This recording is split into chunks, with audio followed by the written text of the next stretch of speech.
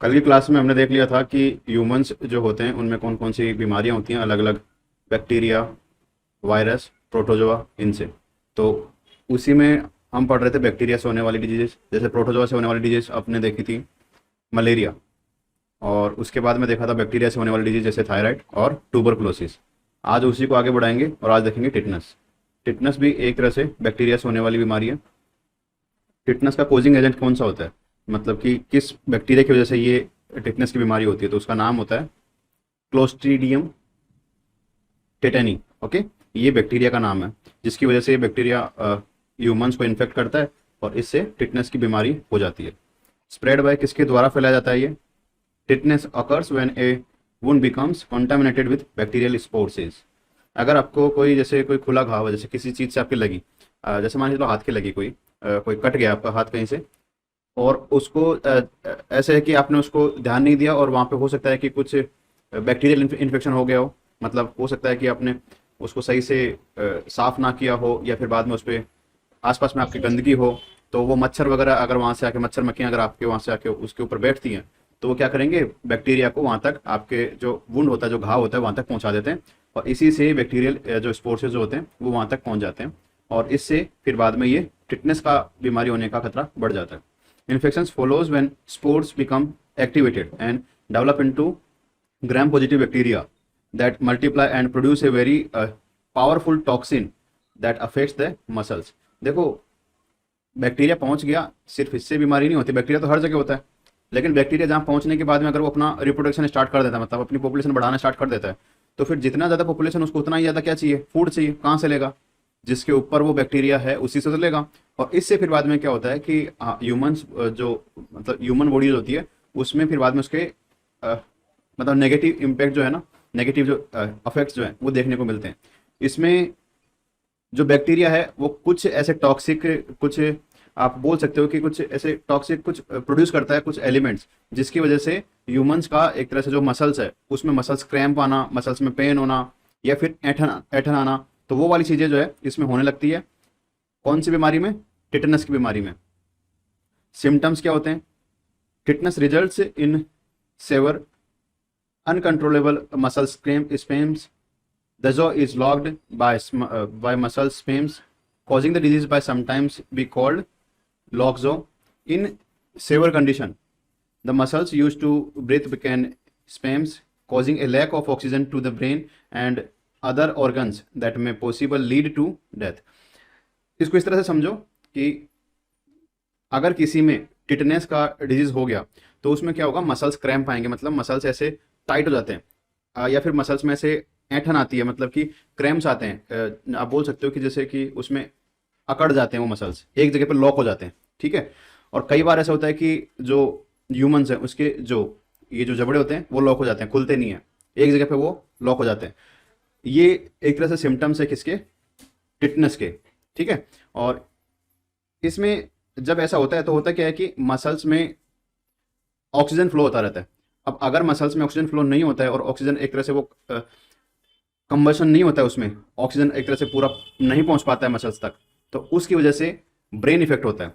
और brain effect होगा तो फिर बाद में वो जो पर्टिकुलर जो ऑर्गन होगा जहाँ तक वो मसल्स में और जो ऑक्सीजन जो है वो नहीं पहुंच पा रहा है, तो वो डैमेज भी हो सकता है वो पर्टिकुलर ऑर्गन। या ऐसे भी हो सकता है कि जैसे मान के चलो कि अगर ब्रेन है, ब्रेन तक ऑक्सीजन नहीं पहुंच पा रही है, तो कुछ टाइम तक अगर ब्रेन तक ऑक्सीजन नहीं पहुंचेगी तो उससे डेथ भी होने के चांसेस बढ़ जाते हैं। क्योंकि पूरी ह्यूमन बॉडी में हर एक सेल को जिंदा रहने के लिए ऑक्सीजन चाहिए होती है। ऑक्सीजन जब तक सेल तक पहुंच रही है तब तक वो काम अच्छे से कर रही है। ओके सर, हर डे सर हर सेल मरती है ना सर, फिर उसकी जगह सर न्यू सेल्स आती है। हाँ, बहुत लाखों सेल मरती हैं, लाखों सेल नहीं पैदा होती है। लाखों मिलियंस ऑफ सेल्स। हाँ, तो वो इसमें क्या होता है ऐसे, लेकिन सेल को एक तरह से ऑपरेट करने के लिए ऑक्सीजन की जरूरत पड़ती है, और ऑक्सीजन का अगर इस तरह से नहीं पहुंचेगी वो किसकी वजह से, टिटनेस बैक्टीरिया की वजह से, तो उसमें डेथ भी हो सकती है। ट्रीटमेंट क्या होता है इसका? The wound must be clean, dead and infected tissues should be removed, passive immunisation with ATS, anti tetanus serum. इसमें एक तरह से पूरा एक कोर्स टाइप में आपको लेना पड़ता है, दवाइयों का एक पूरा सीरीज होता है। तो उससे से आप क्या करते हो कि उस टिटनेस को, बैक्टीरिया को धीरे धीरे वॉश आउट करते हो ह्यूमन बॉडी से। इसमें जैसे प्रिवेंशन तो ये हो सकता है कि जो घाव हुआ है उसको साफ करते रहना चाहिए। जैसे एंटीसेप्टिक जो दवाइयाँ होती है उनसे उस घाव को साफ करना चाहिए, जिससे कि उसके ऊपर बैक्टीरियल इन्फेक्शन ना हो। और अगर ऐसा कोई, जैसे कई बार होता है ना कि कोई घाव हो गया, जैसे हाथ पे लगी हुई है और वो ठीक हो रहा है, तो उसके ऊपर धीरे धीरे जो है लेयर आती रहती है, तो उसको हटाते रहना चाहिए। वो क्या होता है, डेड सेल्स होती हैं, तो उनको हटाते रहना चाहिए, जिससे कि वो इन्फेक्शन आगे से आगे ना बढ़े। प्रिवेंशन, बचा कैसे जा सकता है होने से पहले। Fitness can be prevented by vaccine with DPT. DPT का एक टीका लगता है, वैक्सीन लगती है, उसकी वजह से आप इससे बच सकते हो। और आजकल तो बच्चों में डीपीटी का टीका बहुत पहले ही लगा दिया जाता है सभी में। इसके बाद में जो नेक्स्ट जो डिजीज है उसको बोलते हैं लेप्रोसी। लेप्रोसी या फिर हैंसेन्स डिजीज। इसमें क्या होता है कि ह्यूमंस के हाथ और पैरों की जो उंगलियां हैं वो धीरे धीरे गलने लगती हैं, और इसका जो कोजिंग एजेंट है वो है बैक्टीरिया माइकोबैक्टीरियम लेप्री। तो ये बैक्टीरिया क्या करता है, धीरे धीरे ह्यूमंस के शरीर में, मतलब जो हाथ और पैर होते हैं उनकी उंगलियों को धीरे धीरे नष्ट करने लगता है, जैसे आप इस पिक्चर में देख पा रहे हो। ओके, स्प्रेड बाय, गलाने लगता है। हाँ, स्प्रेड बाय डायरेक्ट कांटेक्ट। अगर आप किसी लेप्रोसी डिजीज से ग्रसित किसी पेशेंट के अगर आप कांटेक्ट में आते हो तो उससे ये लेप्रोसी हो सकता है। तो जब कभी ऐसे किसी डिजीज से, मतलब जब कभी आप ऐसे किसी पेशेंट से मिलो तो उससे थोड़ा सा आपको मतलब हाइजीन मेंटेन करना चाहिए, थोड़ा सा दूरी मेंटेन करना चाहिए। या फिर अगर आप उसको छू रहे हो, आप जैसे कई बार होता है ना कि डॉक्टर्स वगैरह नर्सेज वगैरह उसका इलाज करते हैं, तो ग्लव्स का यूज़ करते हैं, मास्क का यूज़ करते हैं। इससे क्या होता है कि वो बैक्टीरिया जो है डायरेक्टली आपके संपर्क में ना आए, जिससे कि आप उसे अफेक्ट ना हो। सिम्टम्स क्या होते हैं, skin lesions are primary external sign. Left untreated leprosy can be progressive, causing permanent damage to the skin, nerves, limbs and eyes। देखो, पहला तो इसका सिम्टम्स यही है कि थोड़ा स्किन जो है ना वो इससे झड़ने लगती है। झड़ने से मतलब है कि स्किन ऐसे कट कट के अलग होने लगती है धीरे धीरे। ये तो पहला सिम्टम्स है। फिर धीरे धीरे क्या होता है, वो स्किन के साथ साथ वहाँ की जो मसल्स हैं या फिर वहाँ की जो एक तरह से जो हड्डियाँ हैं वो भी गलने लगती है, और धीरे धीरे वो वहाँ से एक तरह से, जैसे इसकी जैसे उंगलियाँ दिख रही है आपको, इस तरह से वो मतलब नष्ट होने लगती है। और यही प्राइमरी सिम्टम्स है। अगर इसका यहाँ पे इलाज ना कर लिया जाए तो फिर बाद में ये क्या होता है कि बहुत ज़्यादा तरह से फैल जाता है, और एक बार अगर ये इस तरह से फैलने लग गया तो फिर इसका कंट्रोल करना काफ़ी मुश्किल हो जाता है। ओके, परमानेंट डैमेज ये कर देता है नर्व सिस्टम, लिम्स और आइज को। हर कोई जो आपका ऑर्गन है वो इससे इन्फेक्ट हो सकता है। जैसे कि आइज है, अगर आइज तक ये पहुंच जाए तो आइज जो है परमानेंट डैमेज हो सकती है। नर्व सिस्टम, जिससे कि लोगों को पता लगता है कि आप जैसे, वो नहीं होता जैसे आपने किसी को टच किया और अगर वो गर्म है वो चीज़, तो फिर बाद में आपको गर्म का एहसास होता है। तो ये जो है इसको बोलते हैं नर्वस सिस्टम। किसी चीज़ का आपको फील होना या फिर आप उस चीज़ को एहसास कर सको, तो इसको बोलते हैं नर्वस सिस्टम। तो ये जो है ये डैमेज होने लगता है। स्किन तो डैमेज होती है, ये तो प्राइमरी आपका साइन होता है इसमें। Not that leprosy does not cause body parts to fall off, but they can become numb and और disease as a result of the disease. इसमें क्या होता है कि ऐसे नहीं है कि पूरा का पूरा बॉडी पार्ट जो है ना वो इफेक्ट नहीं होता इससे, मतलब थोड़ा थोड़ा होता है। जैसे कि अब जैसे ये हाथ है, उंगलियां खत्म हो गई, ऐसे नहीं है कि पूरा का पूरा हाथ खत्म हो जाएगा इसमें। मतलब इफेक्ट तो होता है पर्टिकुलर ऑर्गन पे, लेकिन वो थोड़ा थोड़ा होता है कि जैसे थोड़ा से हाथ खराब हो गए, थोड़े से आंखें खराब हो गई, थोड़े से स्किन खराब हो गई कहीं से।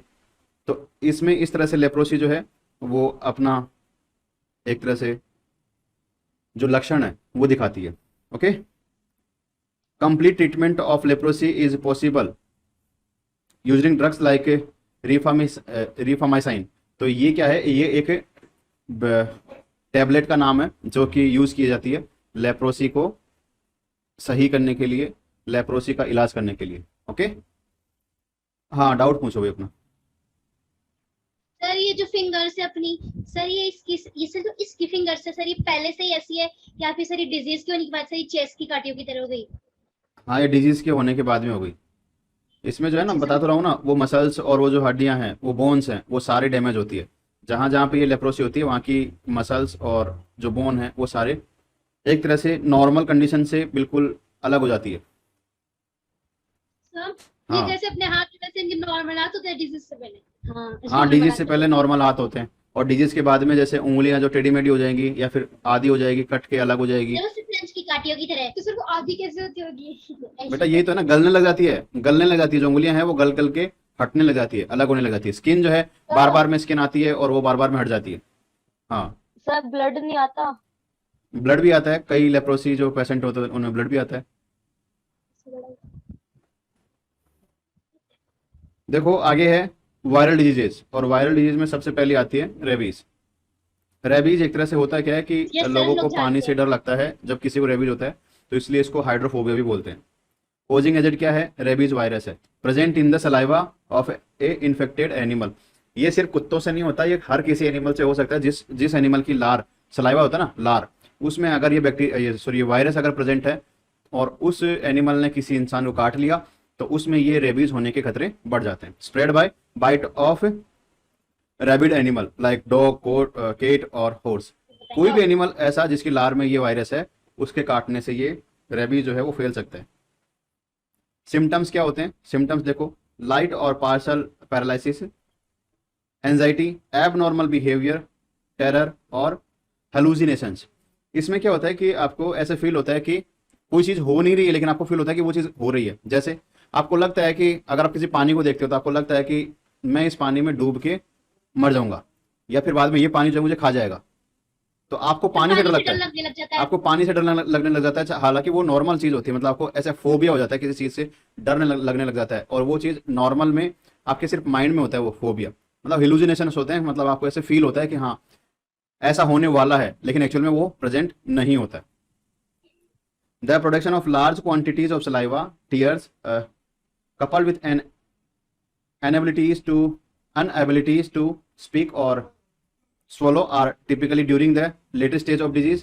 This can result in hydrophobia, in which the patient has difficulty swallowing because the throat and jaw become slowly paralyzed, shows panic when presented with liquids to drink, and cannot quench his or her thirst. देखो इसमें क्या होता है कि धीरे धीरे शुरू की स्टेज में तो ये नॉर्मल आपको सिम्टम्स दिखते हैं, जिसमें कि एंजाइटी होना या फिर हेलुसिनेशंस होना, ये नॉर्मल है। लेकिन फिर धीरे धीरे अगर इसका ट्रीटमेंट ना किया जाए तो होता क्या है कि पानी से डर लगने लग जाता है। अब पानी से डर लगेगा तो कोई पानी पिएगा नहीं, अब पानी नहीं पिएगा तो उसके जो थ्रोट होता है या फिर बाद में जो उसका मतलब जो माउथ होता है, उसमें फिर बाद में क्या होता है कि ऐसे अगर पानी नहीं पिएगा तो फिर उसमें स्वेलिंग होएगी, सूजन आ जाएगी, और फिर बार बार में धीरे धीरे अगर ऐसे करते रहे कि आप उसको पानी ही नहीं पिला रहे हो, तो उसमें क्या होगा, पैरालिसिस होने का खतरा बढ़ जाता है। जो थ्रोट का जो पैरालिसिस है वो होने का खतरा बढ़ जाता है। इससे फिर बाद में वो ना तो लिक्विड पी सकता है ना कुछ खा सकता है, और धीरे धीरे इससे उसकी डेथ भी हो सकती है। सर वो कहते थे ना सर, बीच में लोगों के होने लगा था, तो वो लोग कहते थे कि उनको लाइट में मतलब उजाले में भी कुछ नहीं दिखता उनको, नहीं जिनको ये बीमारी हो जाती है उनको। नहीं, ये रेबीज में ऐसा कुछ नहीं होता। नहीं होता सर, मेरे को मेरी दोस्त बताई। नहीं, रेबीज में ऐसा कुछ नहीं होता। प्रिवेंशन क्या है? प्रिवेंशन देखो, vaccine given after exposure of the virus.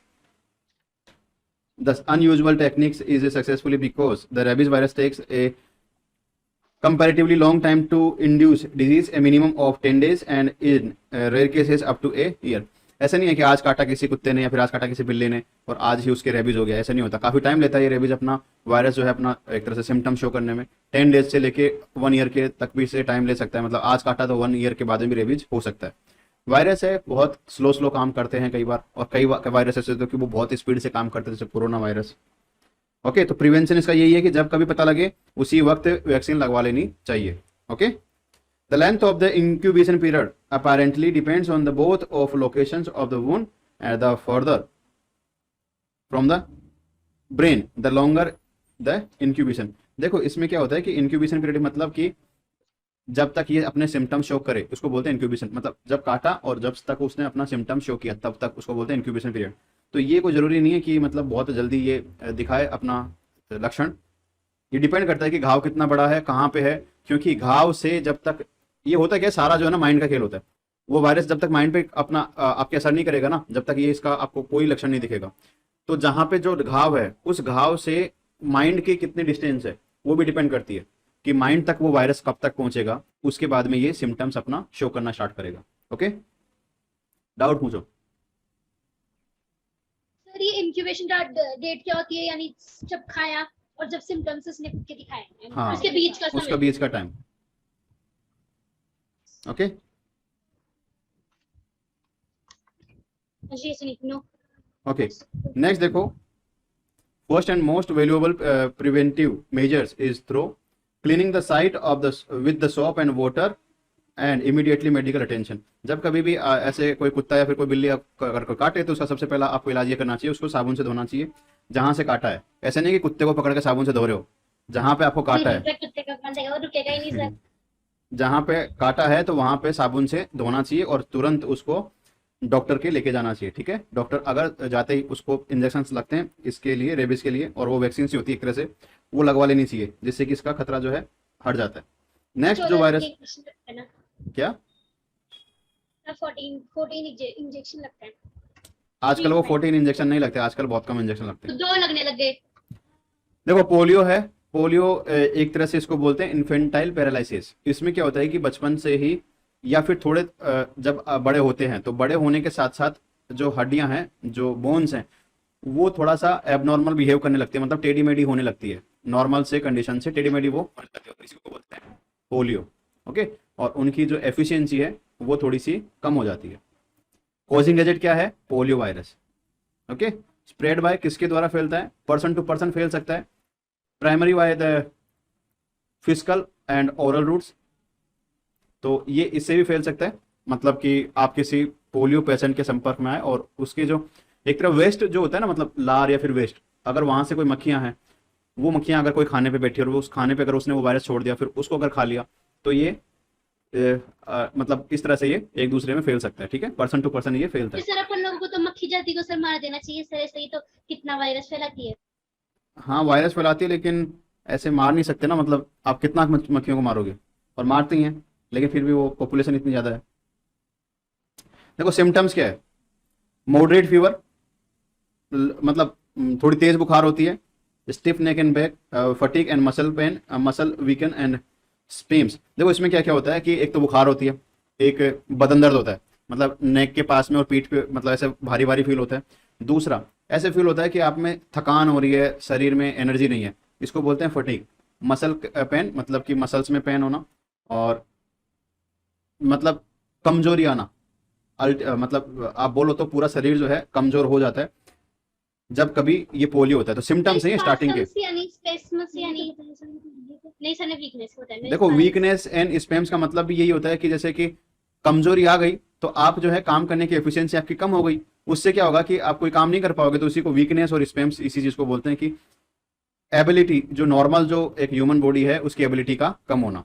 Okay, treatment क्या हो सकता है? ट्रीटमेंट देखो, there is no cure of. हाँ बोलो सर, ये जब होने लगता है तभी ये सब कुछ सिम्टम्स आते हैं, जब तक रहता है तब तक ही रहता है। ये स्टार्ट में आते हैं, ये सिम्टम्स ओनली स्टार्ट में आते हैं, ठीक है। जब तक ऐसे मसल जो है, मतलब जैसे अभी आप इस बच्चे को देख रहे हो, इसका पैर एक मुड़ा हुआ है, जब तक ये पैर नहीं मुड़ा था, मतलब कि नॉर्मल ये था, तब ये सिम्टम्स जो थे दिख रहे होंगे इसमें। लेकिन फिर पोलियो अपनी पीक पे आता है तो वो फिर पूरी मसल्स को, पूरी मतलब जो बोन्स है उन्हीं को डैमेज कर देता है, तो फिर बाद में ये जो सिम्टम्स है इतने नहीं दिखते हैं, क्योंकि फिर तो वो अपना पूरा काम कर चुका होता है। सर ये बच्चों में ही होता है या फिर एडल्ट्स में भी हो सकता है? ये एडल्ट्स में होता है, लेकिन इसकी शुरुआत बचपन से हो जाती है। पोलियो एक ऐसी बीमारी है जो एक साथ अपना असर नहीं दिखाता। जैसे कि मान के चलो कोई जैसे 6 साल का कोई बच्चा है, अब उसमें अगर पोलियो है तो ऐसा नहीं है कि 6 साल का बच्चे में ये सिम्टम्स दिखने लगेंगे, हल्के हल्के सिम्टम्स ये बताए ना, ये दिखने लगेंगे। लेकिन 6 साल से जब वो 10 ईयर्स का होगा, फिर बाद में 12 ईयर्स का होगा, तो ये धीरे धीरे जो सिम्टम्स है ना, ये थोड़े बढ़ने लग जाते हैं, और फिर धीरे धीरे बढ़ते, और ये फिर बाद में ऐसे पैर जो है ये मुड़ जाते हैं, हाथ मुड़ जाते हैं, और फिर पैरालाइज, पूरी शरीर जो है वो एक तरह से पैरालाइज हो जाता है। फिर बाद में वो ना तो चल सकता है, ना कुछ काम कर सकता है, ना फिर अपने हाथ पैरों को, पैर मुड़ गए। हाँ अपने हाथ पैरों का मूवमेंट वो खुद से नहीं कर पाता है। बस वो अगर उसका हाथ ऐसे नीचे रखा हुआ है तो वो नीचे रखा हुआ है, कोई जब तक उसको उठाएगा नहीं, जब तक वो उसका काम नहीं करेगा वो हाथ। तो ऐसे सिम्टम्स धीरे धीरे होते हैं, ऐसे नहीं कि एक साथ हो जाते हैं। ओके, सर ये पोलियो अपने आप होता है? पोलियो बेटा अपने आप ही, डिजीज तो देखो अपने आप ही होती है। नहीं सर, जैसे टाइफाइड फीवर को, अच्छा कुछ नहीं, छोड़ो जी। चलो आगे देखो, ट्रीटमेंट क्या हो सकता है। सबसे पहली बात तो इसका कोई इलाज नहीं है। पोलियो अगर किसी के एक बार हो गया तो उसका कोई इलाज नहीं है। Supportive measures including antibiotics to prevent infections in weaken muscles, analysis of pain, moderate exercise and nutritious diet. ये क्या करते हैं? पोलियो को खत्म नहीं करते हैं, पोलियो का तो कोई इलाज नहीं है, लेकिन पोलियो से होने वाली जो वीकनेस है उसको थोड़ा कंट्रोल कर लेते हैं। पोलियो से होने वाली जो अलग जो मतलब बैक्टीरियल इन्फेक्शन है मसल्स की वजह से, तो उसको कंट्रोल में कर सकते हैं। ये बाकी ये जो ट्रीटमेंट है वो, हालांकि पोलियो का कोई इलाज नहीं है। एक बार किसी को पोलियो हो गया, जैसे कोरोना का कोई इलाज नहीं है, लेकिन कोरोना को एक तरह से रोका जा सकता है। तो ऐसे ही पोलियो को होने से रोका जा सकता है, इलाज नहीं है इसका एक बार होने के बाद में। तो प्रिवेंशन क्या हो सकता है कि पहले ही रोक लें। There are 2 types of vaccine, 2 तरह की वैक्सीन होती है। एक तो होता है सबीन। देखो सबीन वैक्सीन जो होता है वो क्या होता है कि उसमें पोलियो के मतलब वीक वायरस को ड्रॉप से बच्चों को पिलाया जाता है। 2 बूंद जिंदगी के नाम सुना होगा आपने, 2 बूंद पोलियो की ओरल वैक्सीन दी ये जाती सर है। अभी पिला रही है, सर हाँ। अभी आ रहे भी है हमारे, पिला कर गए थे आसपास के हाँ, तो बच्चों उसमें को। क्या हाँ, होता है, सर, उस तो वैक्सीन को वो बोलते हैं सबीन जिंदगी वैक्सीन। में- उसको क्या बोलते हैं, सबीन वैक्सीन। उसमें क्या होता है, पोलियो के वीक वायरस होते हैं, ठीक है, और वो वीक वायरस पोलियो के 2 बूंद जिंदगी में, वो जो 2 बूंद जो पिलाई जाती है उसी में वो दिया जाता है। और उससे क्या है कि इससे लड़ने की क्षमता बन जाती है बच्चों में स्टार्ट से ही। एक होता है शाल्क। शाल्क में क्या होता है कि किल्ड जो वायरस है वो इंजेक्शन के थ्रू दिया जाता है। तो ये जो किल्ड वायरस वाला इंजेक्शन के थ्रू जो दिया जाता है ये थोड़ा सा महंगा पड़ता है, थोड़ा क्या बहुत महंगा पड़ता है। इसीलिए इंजेक्शन से वायरस को बहुत कम जगह या बहुत कम कंट्रीज में दिया जाता है, अक्सर ओरल से ही दिया जाता है। और आपको जान के थोड़ी हैरानी होगी कि सर जैसे- ओपीवी ओरल पोलियो वैक्सीन, हाँ, ओपीवी है। अरे ये तो ओपीवी है। जो सबीन जो वैक्सीन है, इसी से कई बार पोलियो हो जाता है। अगर 10 लाख बच्चों को ऐसी वैक्सीन दी गई है तो पॉसिबिलिटी है कि उनमें से 1 या 2 बच्चे को उस वैक्सीन की वजह से पोलियो हो जाता है। ओके, 1 और 2 ही तो सर। हाँ, 10 इसीलिए। लोगों हाँ, के फिर भी लिए। होता तो है ही। हाँ, इसीलिए जो है, वैक्सीन की वजह से। हाँ 1 या 2 ये कम कम ये नंबर है ना, लेकिन फिर भी इसको मतलब कि दिया जाता है कि बचा तो रहे ना, कितने सारे बच्चों को बचा लिया ऐसे। तो ओरल वैक्सीन ये दी जाती है। और अपने यहाँ पे पोलियो जो है वो इरेडिकेट हो चुका है। अपने इंडिया में कोई पोलियो का कोई पेशेंट अभी वर्तमान में नहीं है। पेशेंट होगा लेकिन वो जो है ना, मतलब कि ऐसे इन्फेक्शन जो है ना, पोलियो का जो इन्फेक्शन है वो नहीं है। पाकिस्तान है उसमें पोलियो का अभी भी है। तो ये था पोलियो। इसके बाद में देखते हैं, देखो शाल्क वैक्सीन के बारे में एक बात बोली गई है। Salk is better vaccine for polio as a Sabin contains weak virus which may revert. जो मैंने भी बताया ना कि सबीन वायरस, सबीन जो वैक्सीन है उससे से भी कई बार पोलियो हो जाता है, तो उससे बेटर शाल्क है। लेकिन शाल्क क्या होता है कि सभी को नहीं दे सकते इतना, मतलब इतनी पॉपुलेशन होती है, कितनी बार देंगे आप, तो सभी को इतना बड़ा वैक्सीन ड्राइव जो है आप नहीं चला सकते। इसीलिए 2 बूंद तो कोई भी पिला सकता है, लेकिन इंजेक्शन तो नर्सेज ही लगा सकती है। तो इसलिए सबीन जो वायरस वैक्सीन जो है उसका यूज किया जाता है। इसके बाद में जो आता है, वैक्सीन लगाते हैं वो पोलियो की, वो हाँ। सबीन वैक्सीन है। हाँ वो सबीन वैक्सीन है, ओरल उसको दिया जाता है। सर हम रीड करेंगे सर अब। रुको एक बार, देखो इसके बाद में आता है फूड प्रिजर्वेशन, मतलब खाने को खराब होने से बचाने के लिए कौन कौन सी चीज़ों का यूज किया जाता है। और खराब कौन करता है, यही माइक्रोब्स। तो इनको दूर रखने के लिए कुछ ऐसे ट्रीटमेंट किए जाते हैं जिनसे फूड जो है वो प्रिजर्व होता है। उसको पढ़ते हैं, wait a minute. The process of storing of food by keeping it secure from the microbial actions is called preservation. ऐसे माइक्रोब से बचाने की जो एक तरह से विधि होती है, टेक्निक होती है, उसी को बोलते हैं फूड प्रिजर्वेशन।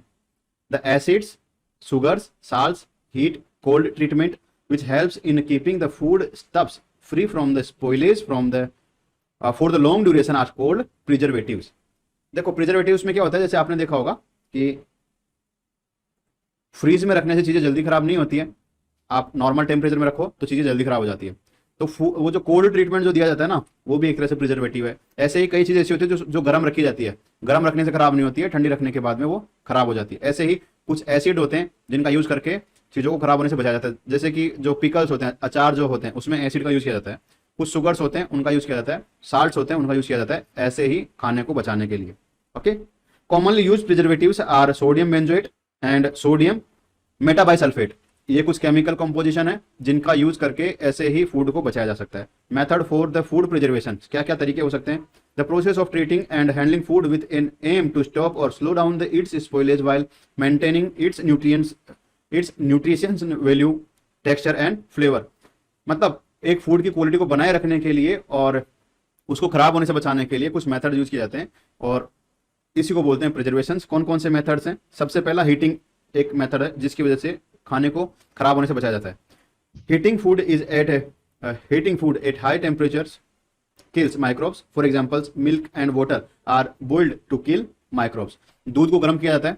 पास्चुराइजेशन, नाम सुना होगा आपने, पास्चुराइजेशन। इसमें जैसे पेस्चराइजेशन इसमें क्या होता है कि बहुत स्पीड से जो दूध है उसको 70 डिग्री सेल्सियस पे गर्म किया जाता है और उसको उतनी ही स्पीड से फिर बाद में उसको ठंडा किया जाता है। इसको बोलते हैं पास्चराइजेशन। इसमें क्या होता है कि जो मिल्क में जो भी माइक्रोब्स होते हैं ना वो खत्म हो जाते हैं।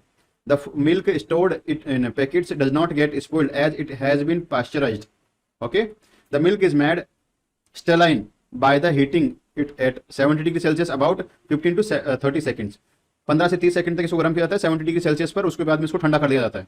Then the boiled milk is suddenly chilled and stored inside the packets. जितना जल्दी गर्म किया जाता है ना उतना ही जल्दी इसको ठंडा किया जाता है, एकदम से इसको बर्फ बना दिया जाता है। तो इस प्रोसेस को बोलते हैं pasteurisation. Okay, this method kills most of the bacteria without affecting the flavour. इससे क्या होता है कि जो दूध की जो क्वालिटी है वो बनी रहती है, उसका ना तो कोई टेक्स्ट, उसमें ना तो कोई न्यूट्रिएंट्स खराब होते हैं, ना ही उसमें कोई ऐसे मतलब टेस्ट खराब होता है उसका, और जो हार्मफुल जो बैक्टीरिया है वो सारे खत्म हो जाते हैं। दूसरा होता है कोल्ड ट्रीटमेंट। कोल्ड ट्रीटमेंट मतलब ठंडा करके उसको स्टोर करना या फिर खराब होने से बचाना। Storing of food in refrigerator slows the bacterial actions because of the low temperature. All food and drinks like meat, fruits and vegetables and beverages are preserved by the this method. मतलब इस तरीके से बहुत सारी चीज़ों को बचाया जाता है, जैसे कि मीट, फ्रूट और वेजिटेबल्स। बेवरेजेस जो पीने की जो मतलब कोल्ड ड्रिंक्स वगैरह होती है उनको बोलते हैं बेवरेजेस। तो इन सबको ट्रीट किया जाता है कोल्ड ट्रीटमेंट से खराब होने से बचाने के लिए। However once the food is taken out of the freezer and warm microbes start growing again. अगर आपने कोई खाना फ्रिज में से निकाल लिया, गर्म कर लिया, एक बार गर्म कर लिया तो उसका मतलब उसमें फिर चाहे आप दोबारा उसको फ्रिज में रखो चाहे मत रखो, उसमें जो माइक्रोब्स की जो ग्रोइंग है वो स्टार्ट हो जाती है। ओके, इसीलिए बोलते हैं कि जब कभी ऐसे फ्रीज जो फूड होता है, मतलब जिसको फ्रिज में रखा जाता है, स्टोर करके रखा जाता है, एक बार जब आपने उसको ओपन कर लिया फिर खोल लिया तो उसके बाद आप उसको फिनिश ही करो, मतलब उसको दोबारा से यूज आप फ्रिज में रख के नहीं कर सकते, उसको जल्दी से जल्दी आपको खत्म करना होता है, मतलब यूज करना होता है। नेक्स्ट जो है उसको बोलते हैं केमिकल प्रिजर्वेटिव्स। केमिकल प्रिजर्वेटिव्स कौन कौन से होते हैं? Certain chemical preservatives like sodium benzoate and sodium metabisulphite helps to control the microbial growth. These are used to preserve jams, squashes और केचप्स। तो ये जो जितने भी केचप्स वगैरह आते हैं, जैम्स वगैरह आते हैं, इनमें इस तरह के जो केमिकल जो प्रिजर्वेटिव्स है उनका यूज किया जाता है। आप कभी पैकिंग पे देखना, पैकिंग पे लिखा हुआ था सोडियम बेंजोएट, जो उसमें एक तरह से कंटेंट्स नाम से एक इंग्रेडिएंट्स या फिर कंटेंट्स नाम से एक हेडिंग होती है उस पर्टिकुलर पैकेट पे, तो उस पर लिखा होता है सोडियम बेंजोएट अगर यूज किया गया तो वो, या फिर सोडियम मेटासल्फेट। इससे चीजें खराब नहीं होती है। जेम्स के आगे क्या लिखा हुआ है? जेम्स के आगे है स्क्वेसेस। इसमें जैसे कि जैसे पिकल होता है ना वैसे ही स्क्वेसेस होते हैं। ओके, जैसे मसाले सर, मसाले नहीं होते, जेम्स के जैसे आप इसको ऐसे समझ सकते हो कि मुरब्बा। हाँ मुरब्बा टाइप। ओके, चलो आगे देखो। प्रिजर्वेशन बाय कॉमन सॉल्ट, जो नमक है उसका भी यूज किया जाता है ऐसे ही चीजों को प्रिजर्व करने के लिए। It checks the growth of bacteria by forcing micro organism to lose water by process called osmosis. It is use to preserve meat, fish, pickles and chips. इसमें क्या होता है कि जितने भी ये प्रोडक्ट होते हैं उनमें से पानी को निकाला जाता है, ठीक है, और उसमें कॉमन साल्ट होता है उसका यूज किया जाता है इसको रखने के लिए, सेफ रखने के लिए। तो इस प्रोसेस को बोलते हैं ऑस्मोसिस। ओके, ये माइक्रोब्स क्या करते हैं, ये जो प्रोडक्ट होता है जैसे मीट, फिश, पिकल्स और चिप्स, इसमें क्या होता है कि जितना ज्यादा नमी होगी उतना ही ज्यादा ये जल्दी खराब होंगे, इसलिए इसको पहले सुखाया जाता है और उसमें फिर बाद में नमक डाल के उसको प्रिजर्व किया जाता है। ओके, नेक्स्ट जो है उसको बोलते हैं preservation bye sugar. It inhabits the growth of bacteria and therefore is used as preservatives in jams, jellies and squeezes. Sugar also makes microbes lose water by osmosis. वही same चीज है कि ये जो प्रोडक्ट जैसे जैम्स है, jellies है, इनमें शुगर का यूज किया जाता है, और शुगर का यूज जैसे अभी बताया था ऑस्मोसिस में जैसे साल्ट का यूज हो रहा था वैसे ही ऑस्मोसिस में शुगर का भी यूज किया जाता है। इनमें से नमी जो है, वाटर जो है उसको निकाल दिया जाता है और उसकी जगह शुगर जो कंटामिनेशन जो है उसको शुगर जो कंटेंट है उसको ऐड कर दिया जाता है, जिससे कि ये चीजें जो है खराब बहुत कम होती है। ओके, नेक्स्ट देखो preservation by oil and vinegar. Oil और विनेगर से भी यूज किया जाता है ऐसे ही प्रिजर्वेशन, जैसे कि vinegars provides the acidic medium to pickles and inhibits the growth of the bacteria. Pickles में एसिड यूज किया जाता है और उसको बोलते हैं विनेगर। ओके, और इससे क्या होता है कि वो बैक्टीरिया की ग्रोथ को रोक देते हैं। Use of oil and vinegar prevents the spoilage of the pickle by because bacteria can not live in this environment. Acidic environment में ऐसे बैक्टीरिया जो है वो जिंदा नहीं रह सकते, इसलिए वो ऑटोमेटिकली वहां से नष्ट हो जाते हैं। उसके बाद मेथड है ड्राइंग। सुखाने के तरीके से भी आप प्रिजर्व कर सकते हो चीजों को। Drying is the oldest method of the food preservation. It removes all the moisture from the food. As a result there will be no bacterial growth. Like cereals, pulses, spices and dry fruits are stored by drying method. सुखा के भी चीजों को preserve किया जाता है। सुखाने से उसके ऊपर माइक्रोब्स का एक तरह से मतलब उनके जो पॉपुलेशन है वो नहीं बढ़ पाती है और वो खत्म हो जाते हैं। एक तरह से वहां से जो बैक्टीरिया की जो ग्रोथ है वो वहां पे नहीं हो पाती है। ओके, जैसे सीरियल्स, पल्सेस, स्पाइसेस, इनको ऐसे प्रिजर्व किया जाता है। इसमें लास्ट जो ऑप्शन है वो है कैनिंग। कैनिंग का मतलब होता है कि आप उसको ऐसे मतलब कि एयर टाइट आप पैक कर दो कि जिसमें ऐसे कंटामिनेशन हो ही ना। Canning store the food for the long time. It is process whereby you boil the food to kill the bacteria and then store it in a can with a seal. मतलब can, जो steel का जो can होता है उसमें आपने पहले खाने को गर्म किया, उसके बाद उसमें रख दिया और उसको पैक कर दिया एयर टाइट। मतलब उसमें अब हवा जो है आर पार नहीं हो रही है। और उसमें इस तरह से जब फूड को रखते हैं तो ऐसे फूड को बहुत टाइम तक आप रख सकते हो, कई सालों तक उसको ऐसे रखा जा सकता है, क्योंकि उसमें फिर बाद में वो जो माइक्रोब्स का जो एक तरह से जो ग्रोथ है वो रुक जाती है। Many canned food items are available in market. However, note that after breaking the seal of the can, any number of bacteria can enter and spoil the food. So, it advised to refrigerate the food contents as soon as the can is open. इसका मतलब ये होता है कि जब कभी आपने ऐसा कैंड फूड को अगर आपने ओपन कर लिया तो उसको या तो बहुत जल्दी आप यूज कर लो या फिर उसको रेफ्रिजरेटर में आपको रखना चाहिए। इसके आगे बताया जाएगा आपको, लेकिन उससे पहले आप फिर से ज्वाइन करो। ओके, नेक्स्ट देखो सर जल्दी करो। लास्ट जो इसमें जो पॉइंट है वो है नाइट्रोजन फिक्सेशन। नाइट्रोजन फिक्सेशन का मतलब होता है कि एटमॉस्फेयर की नाइट्रोजन है उसको इस फॉर्म में कन्वर्ट कर देना कि जिससे जो लिविंग जो ऑर्गेनिज्म है जैसे प्लांट्स, एनिमल्स वगैरह उस नाइट्रोजन का यूज कर सके अपने एक तरह से यूज के लिए। ठीक है, nitrogen fixation. The nitrogen cycle refers to the series of the process by which the element nitrogen cycles between the atmosphere and the biosphere. बताया अभी कि इसमें पूरा साइकिल चलता है। नाइट्रोजन एक फॉर्म से दूसरी फॉर्म में होती है, फिर दूसरी फॉर्म से तीसरी फॉर्म में, फिर तीसरी से वापस से फर्स्ट फॉर्म में कन्वर्ट हो जाती है। जैसे कि आपको पता है कि पूरे अर्थ पे जो एटमॉस्फेयर है उसमें 78% नाइट्रोजन है, लेकिन उसका डायरेक्ट यूज जो है वो ना तो प्लांट्स कर सकते हैं ना फिर एनिमल्स और ह्यूमंस कर सकते हैं, तो उसको ऐसी फॉर्म में बदला जाता है। The fixation of the nitrogen refers to the process in which the gaseous form denitrogen और N2, ये नाइट्रोजन का केमिकल एक तरह से नाइट्रोजन का साइंटिफिक नेम होता है N2, ठीक है, is converted into the forms usable by living organism like nitrite और ammonia. N2 fixation causes by, किसके द्वारा होता है ये N2 फिक्सेशन, मतलब नाइट्रोजन का फिक्सेशन कैसे कैसे हो सकता है उसको देखते हैं। फिक्सेशन का मतलब समझ में आया ना, नाइट्रोजन N2 का कन्वर्ट होना किस में, अमोनिया या फिर नाइट्राइट में। Yes sir. इसको बोलते हैं नाइट्रोजन फिक्सेशन। कौन कौन करता है ऐसे? एक तो होता है एटमॉस्फेरिक प्रोसेस। इसमें क्या होता है कि जब बिजली चमकती है तो बिजली चमकने से भी जो एटमॉस्फेयर की जो नाइट्रोजन है वो नाइट्राइट में कन्वर्ट हो जाती है।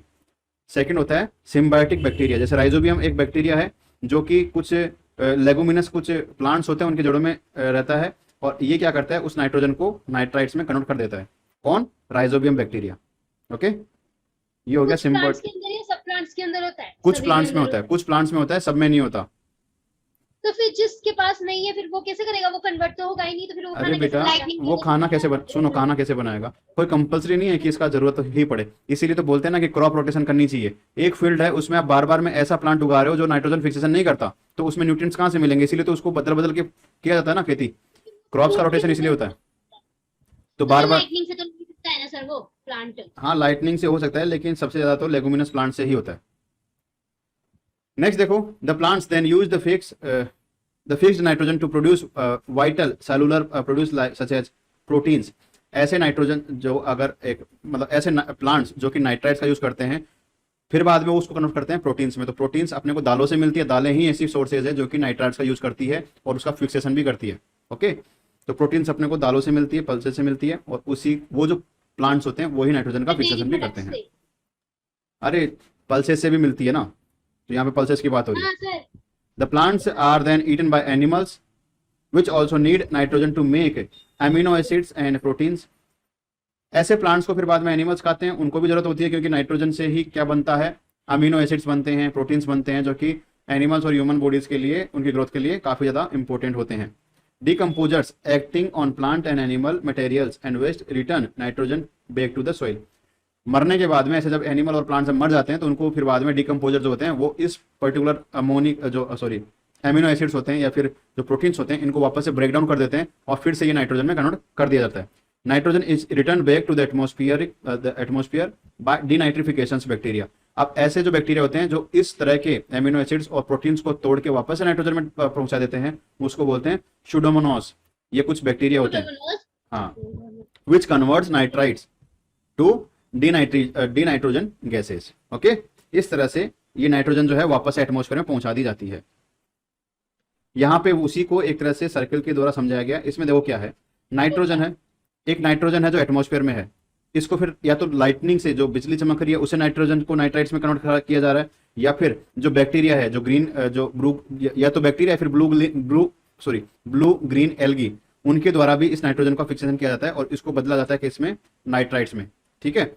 और फिर बाद में ये एक तरह से सोइल में मिल जाते हैं और सोइल से फिर बाद में ये प्लांट्स में जाते हैं, और या फिर प्लांट्स के बाद में क्या होता है कि जैसे ये प्लांट्स में चले गए और फिर प्लांट्स के बाद में इसको खाएंगे कौन, एनिमल्स।